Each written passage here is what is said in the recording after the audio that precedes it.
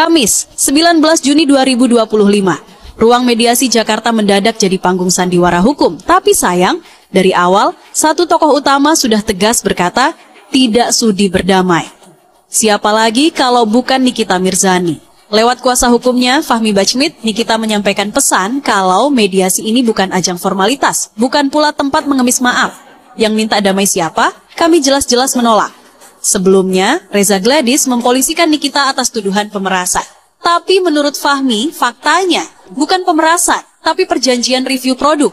Dan ketika publik mulai dibius narasi Nikita memeras, sang nyai malah balik menggugat. Nilainya 100 miliar rupiah. Bukan angka asal-asalan, tapi angka yang mencerminkan bahwa ia tak sekadar bicara soal kerugian materi, tapi juga reputasi yang diseret seenaknya ke meja kepolisian. Lebih dari itu, Fahmi Bachmit bahkan berencana mengajak 4 konsumen ke Badan Perlindungan Konsumen Nasional, BPKN. Sebuah langkah serius untuk menunjukkan bahwa akar masalah bukan soal selebriti berseteru, tapi soal publik yang perlu dilindungi. Jadi kalau ada yang menyangka mediasi ini cuma formalitas manis menuju pelukan damai, sayang sekali. Ini bukan episode terakhir. Karena bagi Nikita, ini bukan soal menang atau kalah. Ini soal kejujuran, integritas, dan tidak membiarkan framing liar tumbuh tanpa perlawanan. Dan seperti biasa, Nikita tetap jadi Nikita. Tidak selalu manis, tapi selalu jujur. Tidak selalu disukai, tapi selalu benar saat yang lain sibuk bersandiwara. Seperti tanya tadi, apa sih persoalannya? Ini kan ada juga pidana, betul? Ada pidananya, di situ kita dibilang ada pemerasan, tapi saya bisa buktikan. Tidak pernah ada pemerasan dari awal dari persoalan ini. Justru yang ada itu adalah sebuah kesepakatan. Di mana ada seseorang ingin memberikan sesuatu, dibilang 5 miliar, ditawar 4 miliar, dan dibagi 2 kali dengan cara pembayaran 4 miliar, 2 miliar, dan 2 miliar. Dan itu dalam rentang waktu 1 tahun, November ke November, itu yang saya sampaikan. Dan kami menganggap bahwa dalam proses belum terlaksananya perjanjian tiba-tiba diputuskan dengan cara melaporkan ke kantor polisi. Itulah yang saya sampaikan kepada hakim mediator. Hakim mediator bilang bagaimana caranya mendatangkan itu tidak gampang. Karena Nikita pada hari Selasa tanggal 24 Juni 2025, Nikita dan Ismail Marzuki harus ada di Pengadilan Negeri Jakarta Selatan untuk diperiksa sebagai terdakwa. Saya minta waktu untuk sidang mediasi berikutnya tanggal 24 hari Selasa, tapi pihak daripada tergugat karena ada keperluan di mana dia harus menyerahkan dokumen kepada penyidik, ada kepada penyelidik di Indak, di Treskrimsus Polda Metro Jaya terkait dengan laporan atau korban 4 orang terkait dengan skincare. Jadi akhirnya mereka tidak bisa untuk sidang tanggal 24 karena mereka harus hadir di Polda Metro Jaya, yakni tergugat 1, RJ tidak bisa hadir karena harus di Polda Metro Jaya pada hari Selasa dengan membawa dokumen terkait dengan persoalan skincare yang mengakibatkan dugaan ada korban 4 orang yang diduga ada kaitannya dengan pelanggaran undang-undang kesehatan dan dugaan melanggar undang-undang perlindungan konsumen. Itu saya sampaikan sehingga tadi diputuskan akan dipertemukan pada tanggal 1 Juli 2025 pada harinya tetap Selasa. Pada hari Selasa akan dipertemukan kembali untuk persidangan tersebut di mana Nikita Mirzani dan Ismail Marzuki harus hadir dan tergugat 1, tergugat 2 wajib hadir pada tanggal 1 Juli. Kami pun juga dimintakan saran supaya mengajukan usulan proposal perdamaian dan sebagainya. Nanti kita lihat. Yang jelas seharusnya hari Selasa ini kita bisa bertemu lagi dengan para pihak, dengan prinsipal, tapi karena mereka harus melengkapi dokumen-dokumen terkait dengan laporan korban 4 orang yang ada di Indak, di Treskrimsus, maka mereka minta waktu tanggal 1 Juli 2025. Seperti itulah prosesnya dan keputusannya akhirnya ditunda untuk mediasi pada tanggal 1 Juli 2025. Jadi sidang gugatan non prestasi antara Nikita Mirzani dan Reza Gladys tanggal 18 Juni tadi itu tidak dihadiri oleh kedua belah pihak.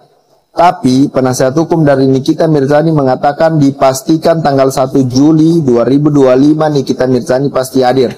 Nah kita lihat apakah Reza Gladys juga ikut hadir. Tapi ada pendapat yang dikatakan penasihat hukum Reza Gladys lebih baik dicabut aja gugatannya karena tidak bisa menghadirkan prinsipal. Artinya maksudnya itu, kok nggak bisa, kok you menggugat tapi you nggak bisa hadirkan prinsipal, gimana caranya begitu, mending dicabut aja gugatannya. Nah tanggal 1 Juli ini nanti kita lihat bagaimana tatap mata antara Nikita Mirzani dan Reza Gladys di satu ruangan yang akan dimediasi kedua belah pihak. Ya harapannya orang-orang katanya berdamai. Yang namanya mediasi itu kan goalsnya adalah didamaikan. Nanti kalian lihat, makanya tetap kalian pantau. Ini sidang semakin seru dan ini sidang akan semakin menegangkan untuk seluruh pihak siapakah yang memenangkan persidangan ini. Terima kasih.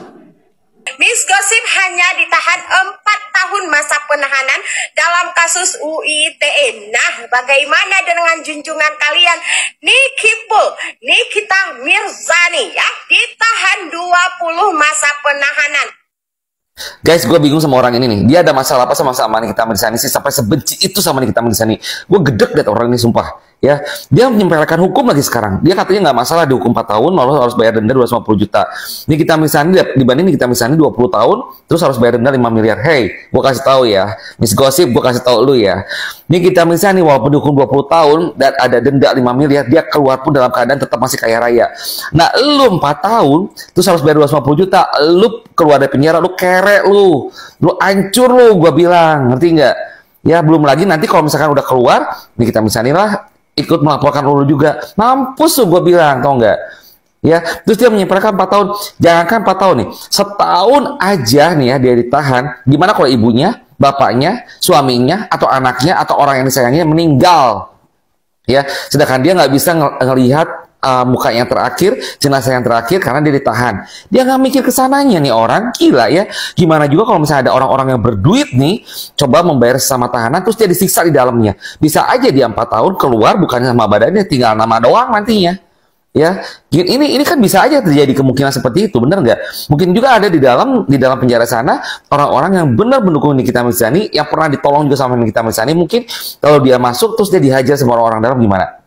Ayo, dia nggak mikir ke sananya, nyepelin 4 tahun dengan 20 tahun. Hey, Nikita Mirzani walaupun 20 tahun juga dia diperlakukan hormat di dalam penjara tuh, tau nggak? Nah, lu sampah, gue bilang lu. Ngerti nggak? Bukan Nikita Mirzani yang sampah, tapi lu yang sampah, gue bilang. Ya, dia nyepelin hukum, harusnya ini Polda ya. Ini orang-orang kayak gini, ya nggak usah netizen, nggak usah Nikita Mirzani. Harusnya Polda sendiri bertindak tegas nih menghadapi orang-orang kayak gini. Karena apa? Buat dia hukuman berarti nggak ada apa-apanya. Berarti dia tuh sumber keributan kalau kayak gitu. Dan orang-orang seperti ini mencari cara buat masuk penjara. Dia menyepelekan banget dan udah menjadi contoh yang nggak benar buat masyarakat loh. Ya, makanya guys ya, gue pikir nih orang ini ya nggak perlu dilaporkan oleh pihak keluarga Nikita Mirzani, apalagi orang Nikita Mirzani langsung, karena bukan levelnya, bukan kelasnya. Lebih baik kita yang berani misalkan kayak gitu, yuk kita bikin organisasi yang sah, kalau perlu berbadan hukum, mengatasnamakan fans Nikita Mirzani, lalu ditambah kita juga dapat surat kuasa dari pihak keluarganya Nikita Mirzani, pasti nih orang ya bisa kita laporin. Kalau dilaporin, dia nggak pantas lah istilahnya ditanggapi oleh keluarga Nikita Mirzani, apalagi oleh Nikita Mirzani langsung. Cukup oleh netizen aja, ya. Jangankan ngelawan Nikita Mirzani, ngelawan netizen aja belum tentu dia sanggup loh, ya. Dia cuma bisa keluar-keluar doang. Tapi kalau dalam dunia nyata yang langsung bertindak tegas terhadap dia pasti ciut, gue bilang, ya. Mungkin dia ada backingan atau siapa, mungkin ada yang ngomong dia tuh buzzer bayaran atau apa. Tapi ada yang juga yang bilang dia cuma buzzer doang, hanya pembenci Nikita Mirzani aja.